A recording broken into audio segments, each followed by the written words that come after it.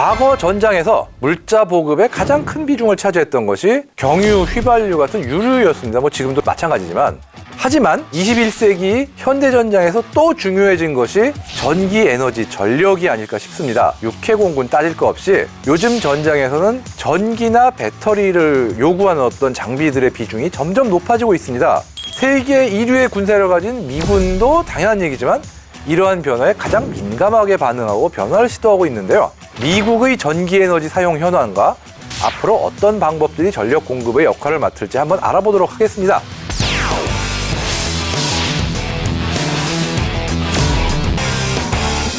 과거 일선 보병들에게 야전에서 필요한 전기라는 게 기껏해야 손전등에 넣을 배터리 정도 진짜 얼마 안 됐어요. 그 다음에 무전병이면 이제 또 무전기 배터리 신경 쓰고 뭐 그 정도였지만 지금은 다릅니다. 모든 병사들이 24시간 내내 각종 전자기기를 사용하고 있습니다. 미군의 경우 일반 보병만 해도 분대 내 무전기 뭐냐, 개인 무전기를 다 줘요. 어쨌든 또 조준경, 표적 지시기, 야간 투시경용 배터리 다 챙겨야 됩니다. 이제 현대 전장에서 전기 에너지는 필수 요소가 된 겁니다.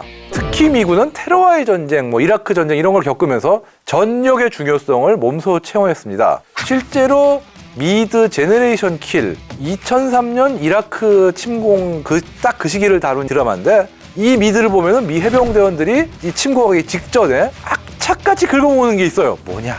배터리, 건전지예요. 말 그대로 이 배터리 수급 이퀄 전투력 이렇게 생각한 거죠. 이라크전 등을 겪으면서 미군이 가장 먼저 한 일 중에 하나가 배터리의 표준화입니다. 개인 휴대장비용 배터리는 2000년대를 지나면서 상당수가 AA, 즉 일반 건전지로 통일이 됐어요. 그 전에는 CR123, 이게 짧은 리튬 있잖아요. 그 건전지보다 한 반 토막 되는 거 보이는 거들. D셀이 뭐냐면 큰 건전지 있죠, 굵은 거. 이런 것들 여러 가지 잡다한 배터리를 사용했는데요. 일반 건전지를 쓸 수 없는 장비들은 가급적 USB 충전이 가능한 장비들로 개선하는 그런 시도가 있습니다. 실제로 스트라이커 장갑차도 개량이 이루어지면서 USB를 통한 전기 공급이 가능하게 됐다고 하죠. 전력 사용량이 늘어나면서 배터리 휴대량 또한 늘어났는데요. 이 때문에 이 병사들의 배터리 휴대량을 줄이기 위한 파워레일이라는 컨셉이 지금 개발 중이에요. 예전에는 조준경이나 표적지시기 등 총에 장착하는 전자기기들에 배터리를 다 따로 넣었잖아요. 근데 이 파워레일에서는 이런 장비들의 배터리를 따로 넣지 않고 총에만 대용량 배터리를 딱 끼운 다음에 이 전기를 총에 장착된 다른 장비들에 공급하는 개념인 거죠. 즉, 이 장비들이 끼워진 레일 자체가 전기 공급 또는 배선이 되는 거예요. 다만 아직은 개발 초기 단계고 미군의 실제 채택까지 이루어지는 데는 꽤 시간이 걸릴 것으로 보입니다. 그러면 개인의 전력은 배터리로 해결한다지만 중대 대대급으로 가면 대용량 배터리 하나로 버틸 수가 없지 않나요? 물론이죠. 개인의 전력과 부대 단위 이상의 전력도는 엄청난 차이가 생깁니다. 이제 미군은 대대급 부대에서도 어지간한 작은 회사 서버실 수준의 어떤 서버나 라우터를 막 끌고 가고 있어요. 그러다 보니까 대규모 전력 공급이 필수가 되는 거라, 물론 발전기를 운용을 합니다만 기존의 발전 차량이나 발전기도 한계가 오는 거 아니냐, 그런 얘기까지 슬슬 나오기 시작했어요. 여기에 미군은 장갑차나 각종 차량의 전기화도 또 고민 중이에요.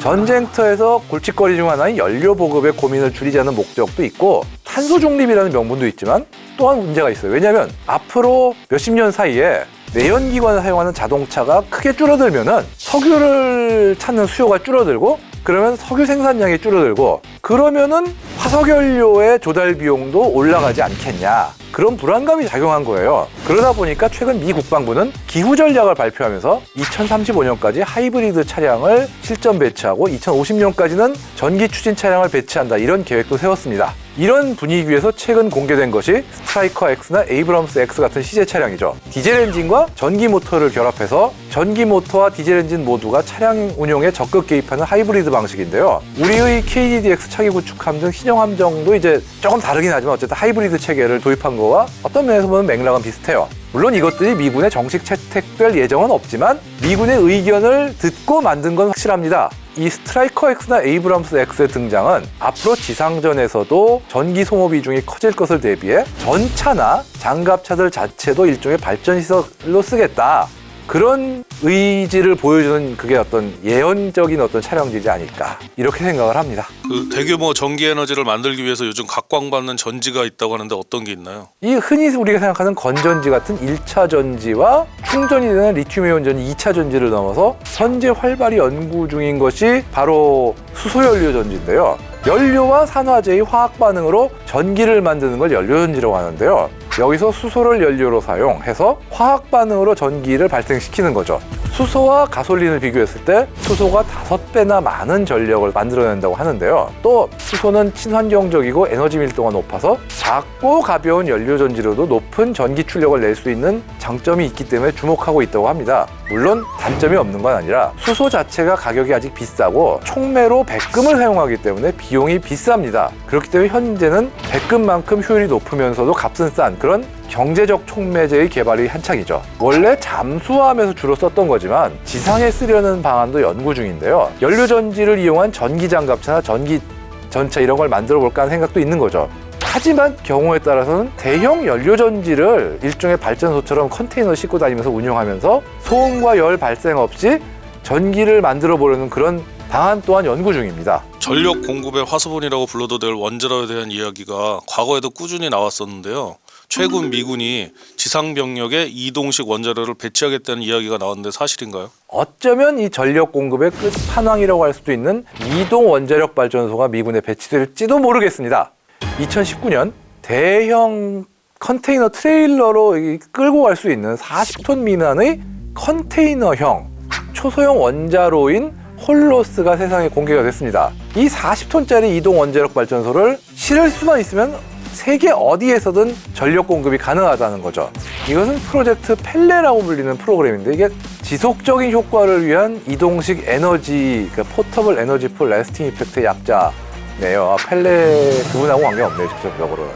이동식 원자로에 대한 실험은 이제 2024년에 이루어지고 2025년까지는 시연이 이루어질 것이다. 이렇게 얘기하고 있습니다. 실제로 배치가 된다면 연료를 재보급하기 전까지 최대 3년 동안 1메가와트에서 5메가와트 사이의 전력을 공급할 수 있다는데요. 이게 석유로 치면은 이동식 원자로 한 대가 연간 최대 100만 갤런의 디젤 연료를 전력할 수 있는 정도라고 합니다.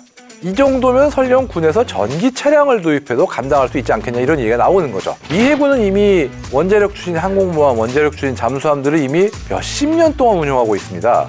배들의 원자로가 모듈에서 딱 설치가 되고 있으니까 이것들로 역사상 가장 강력한 해군 전력을 운영하고 있는 거죠. 이제 이걸 지상전의 어떤 전력 공급으로 써보겠다 이런 얘기인데, 다만 이 이동식 원자력 발전소가 이동 중에 공격을 받아서 파손이 되거나 도난당하거나 어떤 사고가 생길 경우 등등 리스크가 많기 때문에 진짜 실용화까지 갈지 어떨지는 좀 두고 보긴 해야 돼요. 미국 내에서도 반론도 많고요. 그렇다면 앞으로 미래 전장에서 전기 에너지가 갖는 의미를 어떻게 설명을 할 수 있을까요? 실제로 걸프전이나 99년 코소보 분쟁, 이 당시에 적진의 전력시설과 전선 등에 정전용 폭탄이라고 하는 CBU-94를 투하해서 적의 전자장비와 전력망을 무력화시킨 적이 있습니다. 지난해 벌어져서 아직도 현재 진행형인 러시아와 우크라이나의 전쟁에서도 러시아가 우크라이나 주요 도시의 각종 발전소를 우선적으로 공격하고 있어요. 이게 상당한 피해를 주고 있죠. 전기 에너지가 전쟁 수행 능력과 군 전력에 영향을 많이 끼친다, 이런 걸 알 수가 있는 거죠. 이제는 얼마나 많은 전기를 오래 만들어내면서 무기체계 운용하느냐에 따라 전장의 판도가 바뀌는 세상이 올지도 모릅니다. 전기 에너지를 지배하는 자, 전장의 주인공이 되리라. 이 좀 과장 같지만 이런 얘기도 할 수 있을 겁니다.